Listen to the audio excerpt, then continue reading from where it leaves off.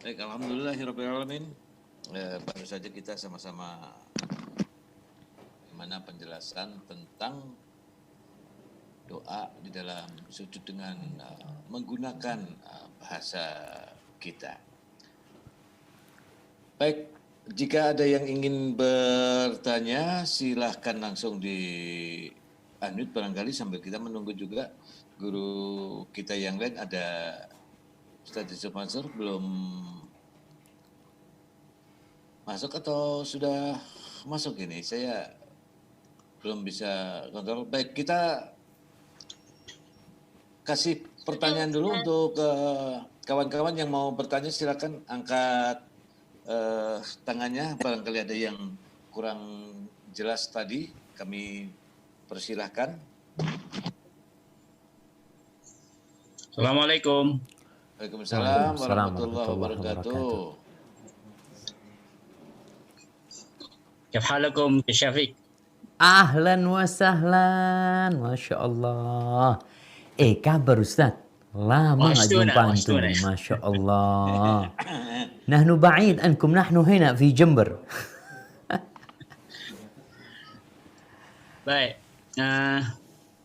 tadi terakhir saya dengar bahwa solusinya buat kita yang punya hajat, punya keinginan, berdoalah dengan bahasa Arab kalau mampu. Kalau yang tidak mampu, persilahkan. Saya pikir keluarga Daku ini terbilang mampu. Sehingga tidak ada kesempatan buat berdoa dengan bahasa Indonesia. Maka bukankah akan lebih selamat ya jika kita mengungkapkan doa dengan hati kita. Sebab tadi disampaikan pula bahwa doa itu asalnya dari dalam hati, diungkapkan dengan lisan kita. Jangan sebaliknya, diungkapkan dengan lisan sementara hatinya lalai. Nah, maka mungkin di dalam sholat itu akan lebih selamat di dalam dengan ungkapan dengan hati kita. Saya rasa begitu. Mungkin lebih diperjelas lagi dengan Syafiq. Ya, jazakallah khair Ustaz.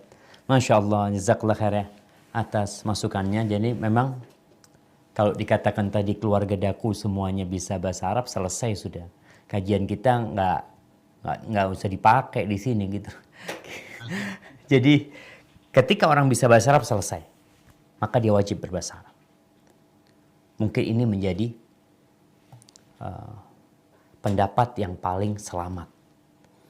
Namun kalau tadi Pak Kiai nyebutkan berdoa di dalam hati, memang seperti ini. Apa yang terbetik di hati kita itu Allah tahu. Tapi Allah nyuruh kita minta. Jadi ketika orang meminta dengan hatinya saja, lisannya tidak ikut, maka sejatinya dia belum disebut berdoa. Maka ketika Allah mengatakan wa idza sa'alaka 'ibadi 'anni fa inni qarib ujibu da'watad da'i idza da'ani. Kalau dia minta, makanya Nabi SAW doa-doanya semua dilafalkan. Beliau memanggil Allah. Beliau mengatakan Robbi, Robbana. Jadi hati itu memang asalnya doa. Tapi memang ketika mau minta, ya minta sama Allah. Kadang-kadang ada orang yang mengatakan, enggak, Allah kan udah tahu dengan isi hatiku. Tapi kau suruh minta. Allah tahu, engkau belum ngomong, Allah udah tahu gitu loh. Tapi sebagai bentuk hamba ketika minta, tunjukkan. Engkau memang minta sama Allah. Panggil nama Allah. Panggil ya Rahman, ya Rahim, ya Malik. Jadi kalau dikatakan hanya yang terbetik di hati, mungkin enggak. Kita nggak masuk dalam pembahasan kita sebenarnya mungkin Pak Yai seperti itu. Karena hal-hal yang terbetik di hati kita, kadang-kala kita baca Al-Fatihah, hatinya ada di pasar. Jadi dia membaca surat Al-Fatihah, hatinya ada di tempat lain seperti itu. Jadi kalau kiranya dia ketika sujud itu, hatinya meminta, tapi lisannya tidak meminta, berarti dia merenung sebenarnya pada waktu itu, bukan memohon. Tapi kalau meminta, memang Allah suruh, ud'uni, minta engkau, pinta. Panggil nama Allah Azza wa Jalla. Makanya kalau kita lihat doa-doa para nabi, bagaimana Nabi Zakaria dipanggil Allah Azza wa Jalla. Cuma memang pembahasannya kan tadi berkaitan dengan bahasa. Apakah bahasa Arab boleh atau nggak boleh.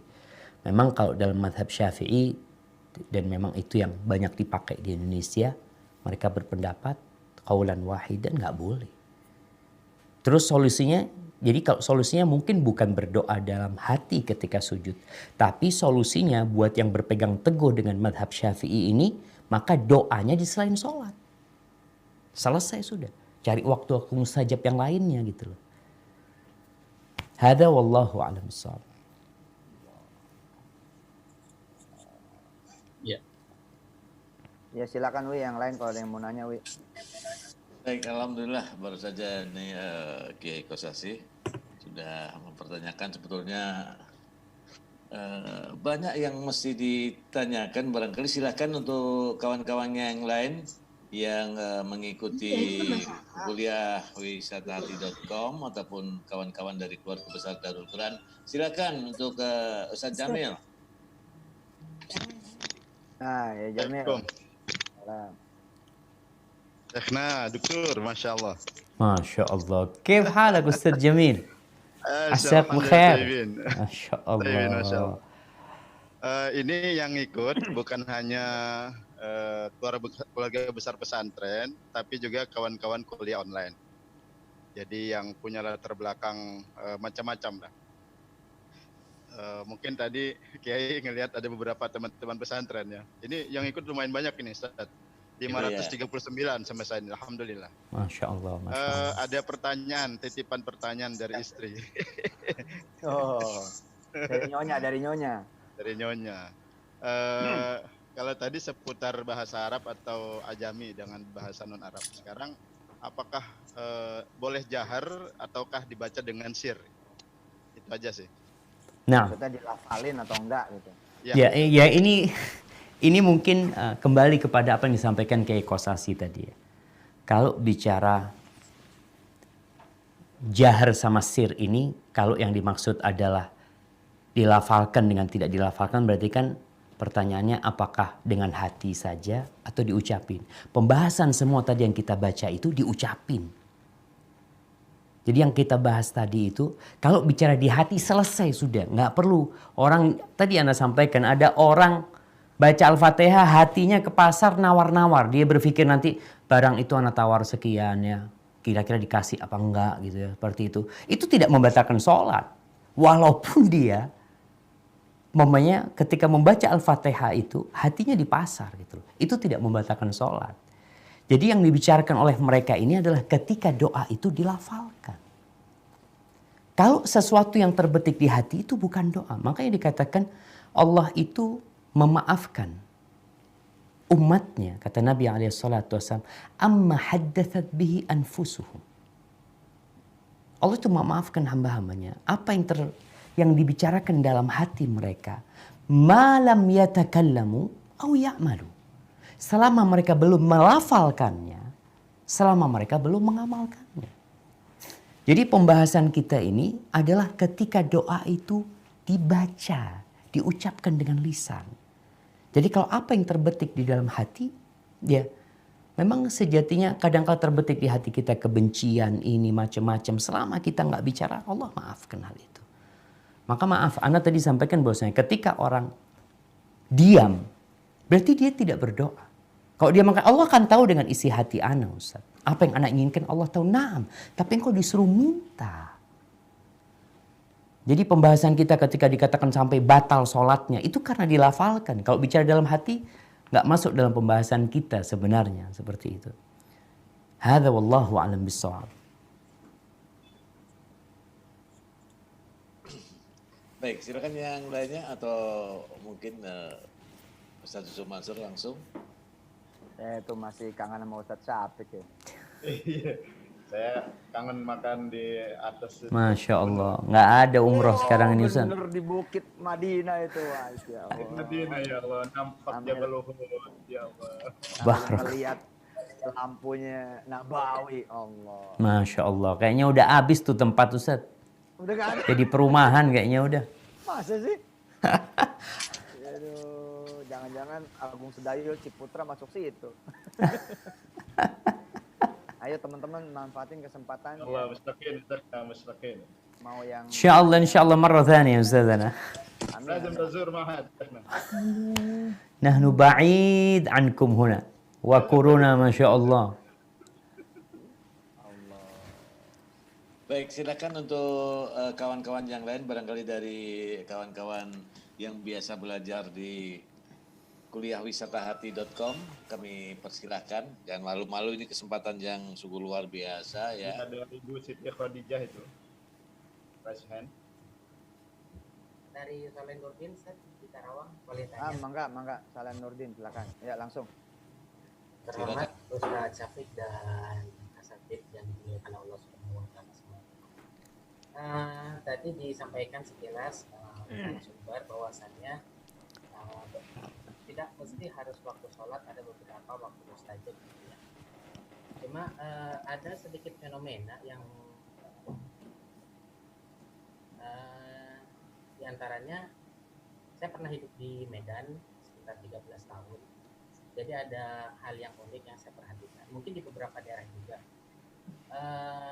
Setelah maghrib di Medan itu di beberapa tempat tidak memberikan jeda untuk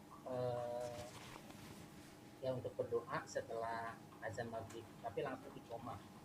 Tapi di beberapa tempat seperti di Jawa Barat itu langsung ada waktu untuk berdoa. Ya mungkin mereka masing-masing punya alasan.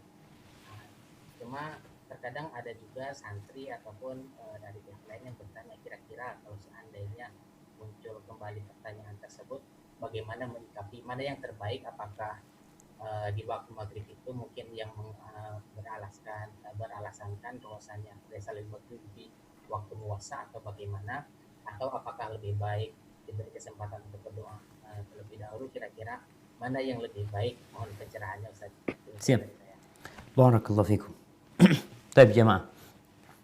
Sebelum ana menjawab pertanyaan ini, kembali kepada pembahasan kita tentang berdoa dengan bahasa selain bahasa Arab di dalam sholat. Masalahnya seperti dari awal yang diungkapkan, memang ada khilaf di antara para ulama. Semua menguatkan pendapat yang mereka ikutin. Jadi kembali kepada kondisi kita. Kalau memang kita sudah mengkaji dan kita melihat ternyata pendapat yang lebih kuat adalah haram umpamanya, seperti pendapat Syafi'iyah, ya kita jangan. Tapi kita tetap perlu menghargai orang lain yang mungkin mereka lebih condong kepada pendapat Hambali umpamanya. Mereka mengikuti pendapat tersebut. Sehingga yang namanya al-ukhuwah al-islamiyah itu tidak sampai rusak gara-gara masalah yang memang ada ruang untuk beda pendapat. Ada permasalahan-permasalahan yang tidak ada ruang untuk beda pendapat, maka selesai, kita nggak boleh khilaf. Tapi ada masalah-masalah yang memang ada ruang untuk beda pendapat, disinilah hati seorang muslim harus luas menerima saudaranya ketika mereka memilih pendapat yang lain, bukan karena asobiyah, bukan karena fanatik, tapi karena mereka ingin mengikuti kebenaran yang berdasarkan kitabullah dan sunnah Rasul SAW sesuai dengan apa yang diamalkan oleh para sahabat Nabi. Tapi pertanyaan yang tadi berkaitan dengan fenomena yang ada di beberapa masjid, memang habis adzan langsung qomat. Habis adzan maghrib maksudnya, langsung qomat. Tapi di masjid lain, mereka ada jeda waktu. Mana sebenarnya yang lebih utama? Kalau kita melihat prakteknya Rasulullah Sallallahu Alaihi Wasallam, di beberapa hadis disebutkan bahwa Nabi Alaihi Wasallam mengatakan, "Sallu qabla al-maghrib, sallu qabla al-maghrib, sallu qabla al-maghrib." Salatlah sebelum maghrib, salatlah sebelum maghrib, salatlah sebelum maghrib. Liman sya, bagi yang mau. Hadis ini menunjukkan bahwa di masa Nabi SAW, Nabi mempersilahkan para sahabat untuk sholat sebelum maghrib. Yang namanya sebelum maghrib adalah sebelum pelaksanaan sholat maghrib, tapi setelah tenggelamnya matahari, setelah masuknya waktu maghrib. Sampai diriwayatkan di Masjid Nabawi itu sebelum maghrib, itu para sahabat banyak yang sholat. Mereka cari tiang-tiang, mereka cari sutroh, mereka pada sholat sebelum maghrib. Maka ini menunjukkan bahwasanya waktu sholat maghrib itu berakhir dengan masuknya waktu isya. Insya Allah hal ini dimaklumi oleh semuanya. Artinya waktu maghrib itu kapan berakhir? Ketika masuk waktu isya. Sebelum masuk waktu isya, masih waktunya maghrib. Namun jangan sampai kemudian kita memberikan jedah yang panjang sehingga memasuki waktu isya. Kalau kita lihat di beberapa masjid di bulan Ramadan, Masya Allah. Masjid-masjid yang sebelumnya nggak ngasih waktu, tapi kalau di bulan Ramadan mereka ngasih waktu. Karena untuk berbuka. Jadi apa alasannya ketika dia berpendapat waktunya nggak muasa sehingga dia langsung sholat, seharusnya di bulan Ramadan pun langsung dia sholat. Tapi ternyata di beberapa masjid mereka kasih waktu untuk berbuka. Dan waktu berbuka itu mungkin 4-5 menit di sebagian masjid ya. Ada yang mungkin 7 menit, ada yang 10 menit.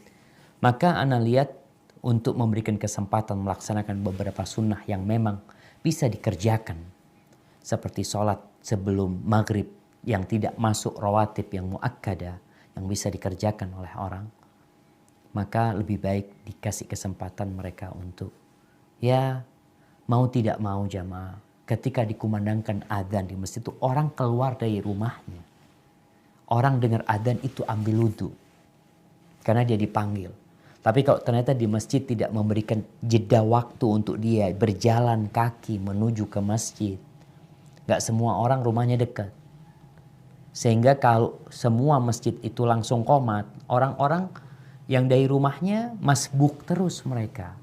Karena panggilan itu panggilan untuk ke masjid. Ketika mereka ke masjid udah masuk rakaat kedua. Karena memang tidak ada jeda waktu. Wallahu a'lam bishawab. Menurut anak ketika kita memberikan waktu yang cukup ya. Tapi tidak sampai terlambat. Karena memang waktu maghrib tidak seperti waktu sholat lainnya. Insya Allah itu akan lebih baik. Hada wallahu a'lam bishawab.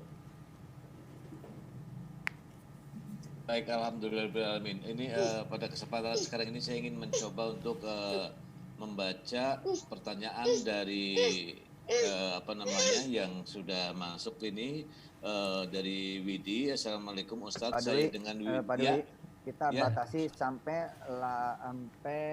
20.45 ya. 20.45. Satu Syafiq bisa mungkin ada acara lain atau apa. Masya Allah. Bisa tidur Ustaz. Iya itu dia. Nah kalau beliau jam 9 udah harus tidur soalnya. Baik, Ya, ini monggo. pertanyaannya adalah apakah hukumnya jika kita berdoa dalam sujud terakhir dan kita menangis dalam doa tersebut? Apakah batal sholatnya Ustaz? Nah, barakallahu fikum. Ya. Ini berkaitan dengan doa dalam sujud terakhir. Perlu difahami bahwasanya Nabi SAW ketika mengatakan wa idza sajadtum fa'aktsiru fihi minad du'a. Ketika kalian sujud, banyakin doa. Itu tidak khusus sujud terakhir. Karena Nabi mengatakan konteksnya kalau sedang kalian sujud di sholat itu, wa idza raka'tum fa'azzimu fihi rabb. Ketika ruku kalian agungkan Allah Azza wa Jal. Ketika kalian sujud perbanyak doa di sana. Ini bukan berkaitan dengan sujud terakhir saja. Terus berkaitan dengan semua sujud kita. Makanya kalau kita melihat sholatnya Rasul Sallallahu Alaihi Wasallam. Bagaimana beliau sholat? Ketika sujudnya itu hampir sama-sama berdirinya. Berdirinya baca Al-Baqarah beliau alaihi salatu wassalam. Panjang kali sujud beliau. Ini rakaat pertama. Yang disebutkan dalam hadis Hudzaifah atau hadis Anas bin Malik. Hadis Abdullah bin Abbas. Tentang bagaimana sujudnya Nabi alaihi salatu wassalam di rakaat pertama. itu udah panjang sujudnya. Jadi ketika berdoa di dalam sujud, kemudian menangis, tapi tidak sampai menangis yang keluar suara-suara yang keras seperti itu, nggak ada masalah. Nabi SAW menangis. Sampai tadi dalam hadis yang awal kita sampaikan, bagaimana beliau menangis sampai membasahi jenggotnya, membasahi tempat sujudnya, tempat sholatnya Nabi SAW itu basah dengan air matanya. Yang penting ketika nangis tidak sampai teriak-teriak, lupa kalau sedang sholat. Engkau sedang sholat, engkau sedang dalam posisi sujud. Terus menangis memohon kepada Allah Azza wa Jalla. Nabi SAW ketika sholat pun beliau menangis. Abu Bakar Siddiq radhiyallahu anhu menangis ketika sholat. Maka sejatinya nggak masalah selama tidak mengeluarkan suara-suara yang bisa membatalkan sholatnya atau suara-suara yang di luar sholat sebenarnya bacaan sholat, maka silakan kau membaca doa menangis, tapi ingat bukan khusus di sujud terakhir, tapi di semua sujud. Namun memang ada orang yang mengkhususkan. Ketika dia mengkhususkan, akhirnya dia ini menyempitkan yang luas. Kenapa? Dalam sholat maghrib itu ada 6 sujud, engkau bikin 1 aja berdoa. Padahal ada kesempatan 6 kali sujud engkau berdoa, tapi engkau bikin cuma sekali berdoa. Sehingga ajaran Nabi ini begitu luasnya. Maka jangan sampai kita menyempitkan apa yang diluaskan oleh Rasul SAW. Berdoalah dalam semua sujud kita. Hadza wallahu a'lam bishawab. Nah. Baik, Alhamdulillah ini memang pertanyaan banyak sekali ini yang ada di yang di sini.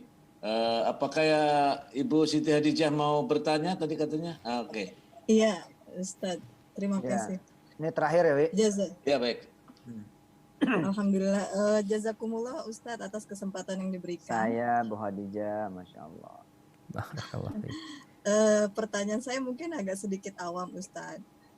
Mungkin berkaitan dengan doa, tapi misalnya begini Ustadz, di sini di Indonesia kita kan banyak memakai mazhab Syafi'i. Kebetulan juga mungkin saya termasuk yang mengamalkan mazhab Syafi'i.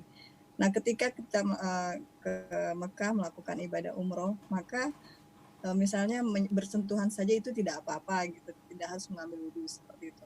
Nah, di dalam doa sendiri, apakah boleh ketika kita biasa menggunakan amaliyah atau mazhabnya mazhab Syafi'i, tapi ketika berdoa kita menggunakan mazhab yang lain, Ustadz? Itu pertanyaan dari saya. Jadi misalnya kayak di sini kan lebih sahnya itu, padahal dari yang tadi saya catat adalah boleh selama itu menggunakan di hati seperti itu. Bagaimana Ustadz? Terima kasih, jazakumullah, syukran kasiran untuk kesempatan yang diberikan. Terima kasih. Nah, barakallahu fikum. Baik, madhab Syafi'i dalam masalah kita, madhab Syafi'i membagi doa jadi 2. Yang pertama doa yang diriwayatkan dari Nabi SAW dan doa yang dibuat sendiri. Doa-doa yang diriwayatkan dari Nabi SAW dalam madhab Syafi'i yang lebih kuat adalah diperbolehkan bagi yang tidak mampu berbahasa Arab. Ini dalam mazhab Syafi'i. Artinya ketika kita membaca doa, mamanya ya Allah aku berlindung kepadamu dari azab kubur, dari azab neraka yang tadi kita sudah sampaikan, maka dalam mazhab Syafi'i buat orang yang tidak mampu maka diperbolehkan. Ini untuk doa yang diriwayatkan dari Nabi SAW. Adapun membuat doa sendiri bukan dari ajaran Nabi SAW, kemudian dibaca dalam selain bahasa Arab, maka dalam mazhab Syafi'i tidak boleh. Ini pendapat Syafi'i. Baik, pertanyaan ibu ini, boleh nggak pindah mazhab? Maka perlu dilihat apa alasan pindah mazhabnya. Karena jangan sampai kita itu mengambil dari setiap mazhab itu yang enak-enak aja. Menurut nafsu kita, anak kayaknya cocok sama madhab ini. Berangkat ke Mekah, aduh ini wudhu, anak harus wudhu terus. Enggak lah, anak mau pindah madhab Maliki atau madhab Hambali lah. supaya tidak batal wudhunya. Kalau sekedar mencari kemudahan tanpa memperhitungkan kekuatan madhab tersebut secara dalil. Mamanya di Indonesia ada janda-janda ngelihat ana mau kawin, wali ana nggak memberikan izin, Ustaz. Ahsan ana pakai madhab Hanafi, kan boleh nikah tanpa wali buat janda. Akhirnya dia pindah ke madhab Hanafi hanya untuk mencari kesenangannya. Maka ini nggak boleh. Tapi kalau ketika dia melihat dia madhabnya Syafi'i secara amilnya, kemudian dia lihat dalam kondisi seperti ini, kok ana lebih condong kepada madhab Hambali umpamanya ya, karena memang kondisinya nggak mampu. Kemudian dia karena orang awam ini nanti madhabnya itu adalah madhab ulamanya. Dia minta fatwa. Ketika dia mendapatkan fatwa dari ulamanya, karena dia tidak bisa mengkaji dalil, kemudian dia merasa hatinya serak kepada ulama tersebut, kemudian dia ambil madhab yang disampaikan oleh para ulama tersebut, nggak apa-apa buat dia. Nggak berdosa dia dalam kondisi seperti ini gitu loh. Bukan berarti kemudian dia juga dikatakan keluar dari madhab Syafi'i, karena dia memang orang awam yang dia ikut pendapat ulama. Dia minta fatwa disampaikan, ya sudah dia ikutin. Ketika dia tidak mampu untuk mengkaji, maka nggak ada masalah insya Allah. Hadza wallahu a'lam bissawab. Allah. Ya. Oke. Cukup kali Pak Dwi. Nanti sesi biar kangen sama Ustaz Syafiq. Biar kita minta lagi. Ini Kiai Kosase barusan melambaikan tangan. Oh iya silakan Kiai Kosase, mangga. Masih perlu waktu sebetulnya nih. Masya Allah, Masya Allah. Fadal Pak Yai. Tapi nggak apa-apa lah. Ini waktu berharga. Pak Dokter, ini nampaknya kita perlu perlu pilih pendapat ini. Kalau tadi kan sudah disampaikan ini pendapat Imam Syafi'i, ini pendapat Imam Hanafi. Barangkali kami perlu kira-kira nih yang mana ya yang patut kita lakukan, kita jalankan. Ingin dapat pilihan lah dari Pak Dokter ini. Nah, barakallahu fikum. Ya, kalau bicara pendapat ana, setelah ana mengkaji ya, ana melihat kondisi umat manusia yang tidak semuanya bisa bahasa Arab. Yang pertama, mereka hendaklah belajar bahasa Arab. Artinya tetap seorang muslim itu dianjurkan untuk belajar bahasa Arab. Tunjukkan semangat dia untuk mengkaji agamanya. Untuk berbicara dengan bahasa yang nabinya Shallallahu Alaihi Wasallam berbicara dengan bahasa tersebut. Yang Jibril alaihissalam membawa kalamullah kepada Nabi dengan berbahasa Arab. Dan disampaikan oleh Nabi alaihissalam kepada umat manusia dalam bahasa Arab. Sehingga kita lihat Mesir yang awalnya negara Egypt, negaranya Fir'aun pada waktu itu. Kemudian dikuasain oleh Muqawqis, oleh Romawi. Jadi negeri Arab, berbahasa Arab mereka kemudian. Kemudian Maroko menjadi bahasa Arab. Sudan berbahasa Arab. Aljazair berbahasa Arab. Itu negeri-negeri Afrika, mereka berbahasa Arab gitu. Bagaimana kepedulian mereka dengan bahasa Arab. Ini mendorong kita untuk belajar bahasa Arab. Tapi kalau memang ada orang yang tidak mampu berbahasa Arab. Jadi kalau di Indonesia alhamdulillah banyak orang bisa ngaji. Banyak orang menghafal doa-doa Nabi SAW dalam bahasa Arab sehingga dia bisa membacanya dalam bahasa Arab. Tapi kalau memang ada orang yang tidak mampu berbahasa Arab dan dia punya keinginan, dia memiliki keinginan yang dia nggak tahu harus dengan bahasa Arab. Tadi kita sampaikan kalau dirakit bahasa Arab akhirnya dia juga nggak paham, dia sekedar mengulangi ucapan kata-kata yang dia tidak memahaminya sehingga tidak ada kekhusyuan pada diri dia. Maka ana lihat bagi orang yang tidak mampu, tafadhol. Setelah dia berusaha, kemudian dia tidak mampu, ana rasa kita persilahkan dia untuk meminta, memohon kepada Allah Azza wa Jalla dalam bahasa dia. Dengan catatan dia tidak mampu. Yang mampu bahasa Arab. Apa gunanya belajar bahasa Arab? Karena ana sedih Terus terang ana ini sedih sekali. Lulusan Timur Tengah itu banyak. Lulusan pesantren di Indonesia itu banyak. Tapi kenapa bahasa Arab tidak menjadi bahasa kedua di Indonesia ini? Kenapa ana melihat di pesawat itu ada koran bahasa Mandarin, tapi nggak ada koran bahasa Arab? Karena banyak orang-orang yang lulus dari Timur Tengah, di rumahnya nggak bahasa Arab. Di rumahnya. Dia belajar bahasa Arab 6 tahun di pesantren. Kuliah 4 tahun bahasa Arab. Sampai Indonesia, menikah, punya keluarga. Kenapa anaknya nggak diajar bahasa Arab? Diajak ngomong bahasa Arab. Diajak ngomong. Kita lihat tuh orang-orang yang lulusan Inggris, ya anaknya diajak bahasa Arab sama dia. Bahasa Inggris, afwan. Yang Cina diajak bahasa Mandarin, bisa bahasa Mandarin. Dan subhanallah anak-anak itu jamaah. Ketika umur di bawah 5 tahun. Itu secara penelitian dikatakan mereka bisa menguasai 10 bahasa tanpa kesulitan. Asalkan bukan dengan dipelajari, bukan dengan didengarkan. Makanya anak punya teman-teman di Medina itu anak-anak yang dari Bosnia, anaknya bisa bahasa Arab, bahasa Inggris, bahasa Bosnia, bahasa macam-macam. Subhanallah. Jadi ketika ada orang yang ngomong kepada dia dengan bahasa Bosnia, langsung berubah jadi bahasa. Ngomong bahasa Arab langsung jadi bahasa Arab. Ngomong bahasa Inggris langsung jadi bahasa Inggris. Kenapa? Karena orang tuanya membiasakan. Ingat bahasa Arab itu termasuk agama kita. Maka harapan ana, apa yang kita kaji ini, apalagi yang madhab Syafi'i ini seharusnya lebih takut lagi dia. Dia harus benar-benar bisa bahasa Arab. Dan negeri kita alhamdulillah madhabnya Syafi'i. Sehingga khutbah Jumat nanti bahasa Arab karena semuanya bisa bahasa Arab. Tapi kalau sekarang khutbahnya bahasa Arab, orang pulang nggak ngerti apa-apa jemaah. Nggak dapat apa-apa dia akhirnya. Hadza wallahu a'lam bishawab ya. Jadi pendapat ana yang mungkin pendapat itu salah. Afwan. Ana melihat pendapat yang mengatakan bagi yang tidak mampu berbahasa Arab boleh dengan bahasa selain bahasa Arab. Ana lihat pendapat ini lebih kuat. Kenapa? Karena Allah mengatakan fattaqullaha mastata'tum. Bertakwalah kepada Allah sesuai dengan kemampuan kalian. La yukallifullahu nafsan illa wus'aha. Allah tidak membebani hambanya kecuali sesuai dengan kemampuan dia.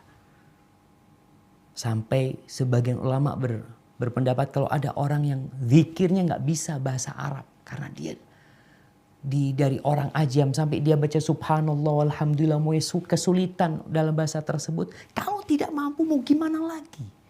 Jadi kondisinya orang yang tidak mampu. Kalau masih mampu belajar. Hadza wallahu a'lam. Mungkin seperti itu Pak Kiai. Itu pendapat ana dan tapi ana sudah menyampaikan, silahkan yang bisa mengkaji, yang mungkin mengikuti pendapat ulamanya, ya silahkan diikutin.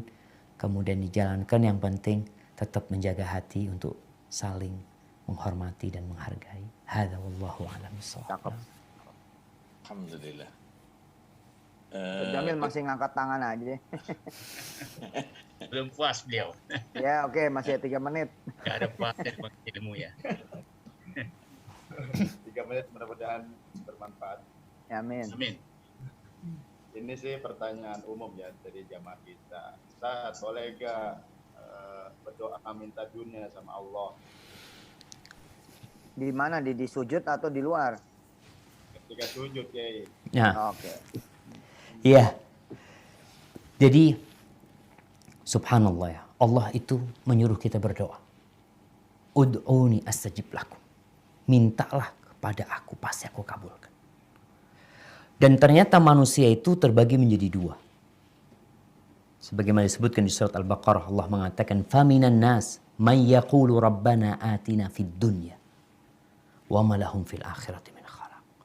Ada orang-orang yang doanya hanya minta dunia. Hanya dunia yang dia minta. Maka di akhirat dia nggak dapat apa-apa. Wa minhum man yaqulu rabbana atina fid dunya hasanah wa fil akhirati hasanah wa qina adzabannar. Tapi ada di antara mereka yang permintaannya itu minta kebaikan dunia, minta kebaikan di akhirat dan minta dijauhkan dari api neraka. Kalau bicara ketika orang sujud, apa yang diminta? Bebas yang dia minta. Tapi jangan minta dunia saja. Karena dunia ini terlalu kecil. Tapi kita perlu minta.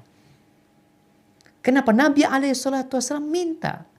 Sampai kita disuruh minta memperbaiki sandal kita rusak mau kita perbaiki, minta tolong sama Allah Azza wa Jalla. Jadi ketika sujud minta masalihad dunya wal akhirah. Jangan hanya minta kemaslahatan dunia saja. Kita itu kadang-kala panjang minta dunia 5 menit, minta akhirat 1 menit. Padahal kita mau hidup di dunia cuma 70 tahun. Kenapa antum panjang-panjang doanya minta dunia? Ingat dengan Fudail bin Abdullah bin Mubarak ya. Ketika dia minum air zam-zam. Kebanyakan orang kalau minum air zam-zam minta, ibu-ibu minta awet muda ya. Minta sehat ya. Silahkan boleh minta kesehatan, minta rizki. Abdullah bin Mubarak ketika minum air zam-zam. Dia mengatakan, Allahumma ya Allah, sesungguhnya aku mendapatkan hadis dari guruku dari Ibn Abil Mawala, dari Jabir bin Abdullah bahwa Nabimu SAW bersabda, Ma'u zamzam lima syuribalahu. Air zam-zam ini tergantung niat meminumnya. Allahumma fa inni ashrabuhu li dhama'i yaumil mahsyar. Ya Allah, aku minum air zam-zam ini agar aku tidak kehausan di padang mahsyar. Dia memandang kepada hari yang panjang, yang 1 hari sama dengan 1000 tahun. Maka kalau bicara ketika sujud minta maslahat dunia, tafadhal. Silahkan. Tapi jangan hanya minta maslahat dunia. Terlalu kecil dunia ini, jamaah. Mungkin seperti itu, Ustaz. Hadza wallahu a'lam. Allahumma inna nas'aluka NMAX. Itulah. Cuma NMAX yang diminta, Ustaz. Ya Allah, berapa NMAX? Iya. Ingat ceramahnya Ustadz Syafiq, Allahumma inna nas'aluka NMAX. Waduh, jangan cuma NMAX katanya.